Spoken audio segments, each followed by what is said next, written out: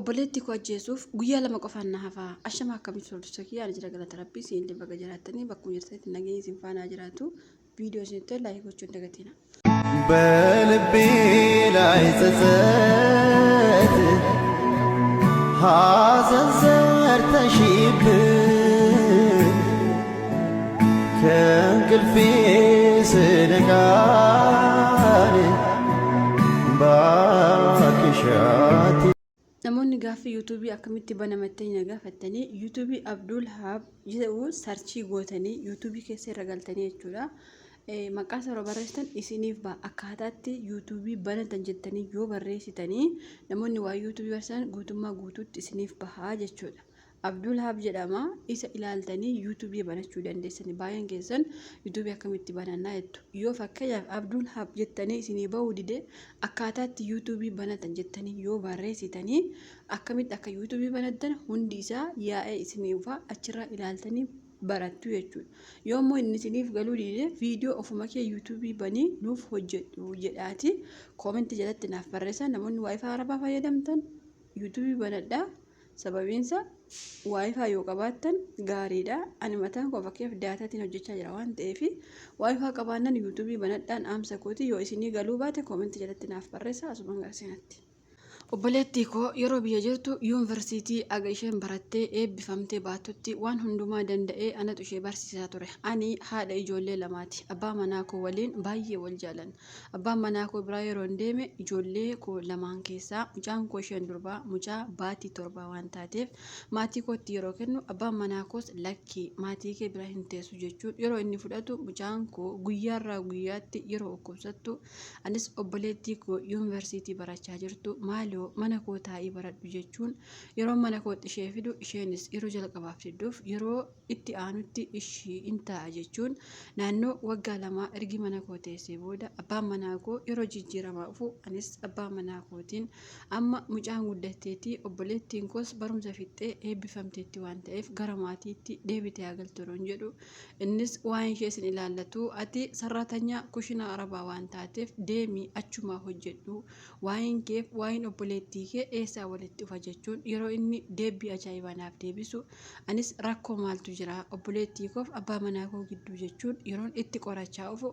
maarree reefu bartamoo geessitee dubartii mana isaatti gashitee gaaffii akkanaa nun gaafatin jechuun naannoon sun yeroo naaf deebisan anis abbaa manaa koo duraan akka malee jaaladhu innis akka malee na jaalatu qarshii waggaa hedduu irratti ergee manas ijaaranne waan hundumaa xumurannee kan jirru haa ta'u malee obboleettii kootti daawwalee abbaan manaa koo akkatti manaan baane maaliif godha jedhe yeroon gaaffu isheenis lakkii rakkoo osoo hin taane waanuma yaada ijoollee isaa fi jettee yeroo naaf deebistu anis yaadni kun gaariidha jedhee gara biyyaa galaa jedhee abbaa manaa koo yeroon gaaffu kallattii maan akkuma dhuftuun gara maatii keetti galii dullattii waggaa hamma kana biyya arabaa teesse gonkumaa waliif hin madaallu jechuun yeroo inni naaf deebisu anis aaree miira keessa galee obboleettii koo mana sana keessaa baasuuf haala mijeessus obboleettiin koo mana sanaa bahuu yeroo diddu anis maatii koo daawwalee obboleettii koo mana sanaa baasaa engahaa waggaa 2 ol ergi jiraattee mana dhiiraatii baasaa yeroon jedhu harmeen koo deebistee obboleettii kee mana dhiiraatti gashuu miti bakka feete yoo gashite nan ilaallatu yeroo duraa mana keettiin gashiin mucaan isaa teessu jennan situ na didee amma immoo ani ergin kadhachuu jammaree naannoo waggaa tokkooti isheen garuu siin maaltu dhibee obboleettii kootu geessi achitti nagash yeroo naan jettu namoota keessatti yeroo baay'ee na salphistee waan jirtuuf kanaa booddee guutummaa guutuutti naannan ilaallatu jettee harmeen koo yeroo naaf deebistu anis obboleettii koo biyya arabaa fiduuf yaalii adda addaa yeroo gaggeessu isheenis biyya arabaa ufuuf akka yaada hin qabaanne yeroo natti himtu obboleettii koo bakka itti argadhu dhabee gonkumaa haala isaas walii isaas wallaalee abbaan manaa koo akka carraa ta'ee jireenya ammaa yookaas bara ammaa jeeqamaa akka ta'e beektu mitiire innis qabamee milishaa akka ta'u yeroo itti himan dirqama isaa deemee milishaa yeroo ta'u isheenis akkatti jiraattu abdee kootu gara biyya arabaatti na fudhu haala naaf mijeessi jettee yeroo natti himtu anis ishii jedheen paaspoortii baasee fi piroosesii hundumaa argin xumuree fi booda abbaan manaa koo akka carraa ta'e dhukkuba kalee waan qabuuf bakka sanaas hojii isee gara manaatti yeroo deebi'u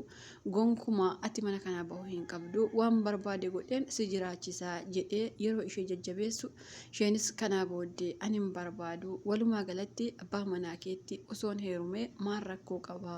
atiif inni walii galaan jirta waan ta'eef halagaan dhufee dafqa keetti jiraachuurra anummaan jiraachuu wayya jettee tokko lamaan ergan piroosisii fixee fi booda yeroo natti himtu anis abbaa manaa koo kajeelte moo yeroon jedhu kajeeltee maalinni yeroo lammaffaa ulfinarraa bahee abbaa ijoollee lamaa isa godheen ture haa ta'u garuu rabbi naaf hin laannee maalan godhaa jettee yeroo natti himtu anis addunyaan kun natti hiphattee waan godhu wallaalee way anaa jireenya koo keessatti waan akkasii argeen beeku argin jedhee guyyaa tokko maadaamii koo galuuf biyya yeroo murteessu maadaamiin koos iqaamaa waggaa lama si hojjechiise waan ta'eef dura waggaa laman dabaladha jette qarshii koo naaf deebistu malee gara biyyaa hin galtu yeroo isheen naan jettu kunis salphina lammaffaadha mitiire qarshii kee siifan kaffala malee gonkumaa mana kana taa'uu hin danda'u jedhee maadaamii kootti yeroo himu maadaamiin koos dantaa keeti yoo naa kaffalte gara biyya kee galuu hin dandeessa jettee guutummaa guutuutti osoo gatii iqaamaan kaffaliin akka ani hin galle yeroo isheen natti himtu waan godhu wallaalee qarshii kana kaffalee galuu koorra ofiifuu birri tokko lama barbaacha kushinaa arabaa keessa aapha mitiire haa ta'u malee namootaan jaarsummaa itti baasee namoonnis obboleettii koo kanaan namni maal siin jaa gara biyya arabaa deemii yaada ishee jijjiirii fi sobii boodammoo isatti deebii jechuun innis namni isa gorsee haa deemtu gara biyya arabaa jedhanii ishee sossobanii yeroo isheen gara biyya arabaatti piroosisii naaf xumuri jettee natti himtu anis sumaaf xumuraa garuu ana bira uftaa nama si barbaadu jira jechuun yeroo jara mana bira jiru yeroon gaafadhu isaanis eeyyen ilmi keenya fooqeerraa ni barbaada sarratanyaa nuuf fidii nama gaarii yoo taate jechuun yeroo isaan natti himan anis argadheeniire daddafee maadaamii koo viizaa ergiifi jedhee torbee tokko keessatti biyya Itoophiyaa jedhamtu keessaa baasee of bira yeroo fidu obboleettiin koo tokko lamaan abbaa manaa koo waliin waggaa lama guutuu akkamitti akka durbummaa ishee fudhateef mana sana keessa akka haadha manaaf abbaa manaa akka jiraachaa jiran tokko lama yeroo natti himtu anis dhiigni kun na dhaabatee waan godhu wallaalee obboleettii kooti yoo ajjeesis haala isaa wallaalee amma ergi fidee reefuu baatii 4 waan hin fixuuf obboleettiin koo garuu har'allee isatti daawaltee abbaa manaa koo yaa gaarii koo yaa boqonnaa sammuu koo jechuun qarshii baatii 4 ufte kana isumatti ergiti maatiitti sin ergitu inni garuu anaan bitaan mirgaan bilookkii na godhe na aarsuuf jecha yeroo isa waliin odeessitu sagalee isaa ol kaaftee na aggeeffachiiftee anaaf jecha fooqirraa gad dhuftee akka ani aggeeffadhu na taasistee wal faarsanii innis ergi bilookkii na godhee baay'ee gammadeera waan ta'eef anis waan godhu wallaalee dhugumatti obboleettiin koo abbaa manaa koo narraa fudhatti jedhee gonkumaa yaadee waan hin beekneef amma na aarsuu malee waan diddeef anis gonkumaa atis mana kana hin jiraattu lubbuu kee baasee kukkutee si baalaa si naqee waan si ajjeese hin beeku jechuu nan danda'a jedhe yeroo ishee gaaffu isheenis xiqquma turii afaan arabaan bara malee jechoota tamma jette kana tokko lama jedhee arabaa si himee sumatu lubbuun kee asitti bahaa biyya hin galtu ati biyya galtes cinqii gufuu nutti taata waan ta'eef sumaa waggaa meeqa biyya kana keessa ture halkan tokkotti akka arabni si dhabamsiistu gochuu nan danda'a jettee obboleettiin koo ani yuunivarsiitii barsiise yoo daftarii yoo biirii yoo yoo dhugaatii guyyaa tokko osoo rakkatiin qarshii dara baasaa waan hunda bakka dhiyyaashee nama ani geessise har'ammoo qarshii guddaa baase gara biyya arabaa kanan fide lubbuu koo irratti dhaadachuu ergi eegaltee naannoo baatii tokko waan fixeettuuf anis waan godhu wallaalee harmee kootti daawwalee guyyaa tokko intala kee bakka isheen raftutti natu dhabama godhaa jedhee harmee kootti yeroo himu harmeen koos gonkumaa as nutti hin deemin mucaan kun lubbuu ishee addunyaarraa darbuu miti dhukkuba mataa ishee dhageenye taanaan kanaa booddee itti gaafatamaan lubbuu ishee sidhaa jechuun maatiin korona doorsisan anis waan godhu wallaalee halkaniif guyyaa boohee maraadhee akka ta'u wallaalee dhugumatti mucayyoo kana lubbuu ishee balleessuuf ammayyuu yaalii gochaa waan hin jiruuf mee namoonni seenaa koo dhageessan lubbuu mucayyoo kana balleessuu koo moo dhiisuu koo naaf wayya dhugaa dubbachuuf isheen garuu quuftuu akka taatu beektu yoo abbaa manaa koo walii odeessitu gadi uftee fiigdee maadaamii ishee yookaan si baalangata yookaan obboleettii koo bira naqa jechuun na bira uftee sagalee na ageessistee anaan na guggubanii mar'immaan koo ergi guggubatee booda anis gara kushinaatti deebi'a, isheenis gara hojii isheetti deebiti. Maal godhare imimmaan koo hurgufachaa firan qabu, abbaa manaa hin qabu, obboleessa gaarii abbaa gaarii hin qabu. Abaachuu koo osoo hin taane hundi diina natti ta'e, maatiin koo dhimma maatti shamarra achi gashita jechuun natti aarani waan ta'eef, isheen immoo abbaa manaa irraa fudhachuuf natti aarte waan ta'eef. Mee maal gochuu qaba yaada keessan naaf qooda. Ani murtiin koo obboleettii koo ajjeese abbaa manaa kootti galuu waan ta'eef, dhugumatti obboleettiin koo addunyaa kanarra yoo jiraatte gonkumaa abbaa manaa koo argachuu hin danda'u waan ta'eef, aniyyuu kan ishee fide lubbuu ishee baasuuf malee ofaa jijjiirtuuf miti. Mee yaada keessan naaf qooda. Galatoomatti obboleettiin keenya. Obboleettii keenya yaada kennu qooduuf hedduu galatoomii. Waan baay'ee irraa baratamudha. Baay'een keenya abbaa manaa keenya dubartii tokko yookaas fira keenya intala eessumaa, intala abbeeraa, intala adaadaa, intala eenyuu jennee mana keenyatti gaafa gashinu dubartii tokkoof dhiira tokko mana tokko keessa gashuu jechuun isinuu hin beektu. Fakkeenyaaf dhiirumti sun osoo iseeyyuu dubartiin sun hin dhiiftu jechuudha. Ni beektanii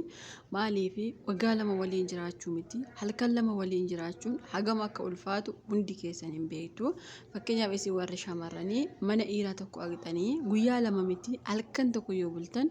ribni hagam akkasiin qabuu fi hagam akkasiin qabu isu kana isinumaaf dhiisa. Maaliif yoo isinitti hime soba fakkaachuu danda'a waan ta'eef kana guutummaa shamarri hundi keessan ni beektanii. Fakkeenyaaf dhiira tokko wajjiniin siree tokkorra algaa tokkorra buluu miti. Mana nama sanaa keessummummaa yoo argite sodaachuus haa ta'u,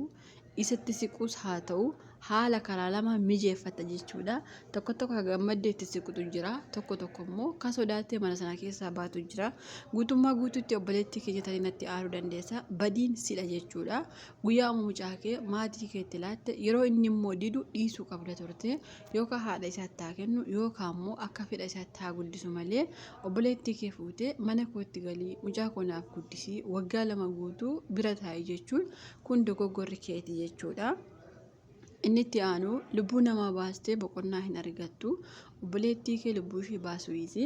Osuma obboleettiin kee as jirtu ati immoo gara biyyaa galii abbaa manaa kee seeraanis yoo ta'e jaarsummaanis yoo ta'e karaa hundumaan gaafachiisuu dandeessa jechuudha. Sababiin isaa abbaan manaa kee ishees fuudhee hin jiru, oksaan itti fayyadamu yookiis immoo siin aarsuuf jecha ani eeyyeen akkas sana siin jechuu danda'a. Irree garraa fagaatanii haasa'an irra haga itti siqanii haasa'antu irra mijata. Yoo deemtee galte abbaa manaa kee kana araarfachuu ni dandeessa. Ishee guutummaa guutuutti jireenya kee keessaa balleessuu hin dandeessa jechuudha. Maaliif tooftaa yookaas immoo mala adda addaa fayyadamtee nuti shamarran baay'een keenya dhiira harka keenyas baasuu dandeenya. Ka harka keenya bahillee ofitti deeffachuu dandeenya jechuudha. Ani amma akka yaada kootti maadaamiin kee iqaama sii hojjette yoo isheen qarshii naa kaffali jette qarshii sana kaffaltee fi gara biyya kee osoo galte irra naaf filatama. Sababiin isaa jireenya kee guutummaa guutuutti abuu yookiis immoo obboleettii kee lubbuu ishee baasuurra jiruun biyya kanaas itti hafee gara ijoollee keetti garuu irra naaf filatama. Sababiin isaa obboleettii kee lubbuu baaste atillee boqonnaa hin argattu. Lammaffaa maatiin kee hundi beeku waan ta'eef akka obboleettii kee waa tokko gootu isaanis itti aaruu waan danda'aniif ani aamsi koo walumaa galatti gara biyya kee galiidha. Gara biyya kee yoo galte boqonnaa argatta. Wanti hundi akka ammatti ilaaltu kana miti. Gaafa isa bira geesse hundiyyuu qabbanaa'uu danda'a. Akka jireenya fagoo yookaas immoo qilleensarra waggaa baay'ee waggaa 3-4 waggaa 5 jaateenye booda abbaan manaa keenya maaf akkas godhe kun dogoggora dhuunfaa mataa keenyaati. Ani mataan koo yeroo baay'ee dogoggora guddaa waan hin qabuuf deebisee namni sun maa akkas nagwe gochuu hin danda'u. Dubartiin tokko ergi biyyaa baatee of jijjiiruuf waggaa 3-4 ergi dabarree booda haga waggaa 7-8 badiin keenya waan ta'eef badii keenya immoo ofirratti barannee ergi addunyaan guutuu didee waanuma hundaafiyyuu jennee callisnee teenyee mana keenyatti deebi'u irra filatama ture. Walumaa galatti aamsan isiif qabu gara biyya keetti galiidha. Hordoftoonni kiyya maal akka isheen gochuu qabdu yaada keessan qoodaafi.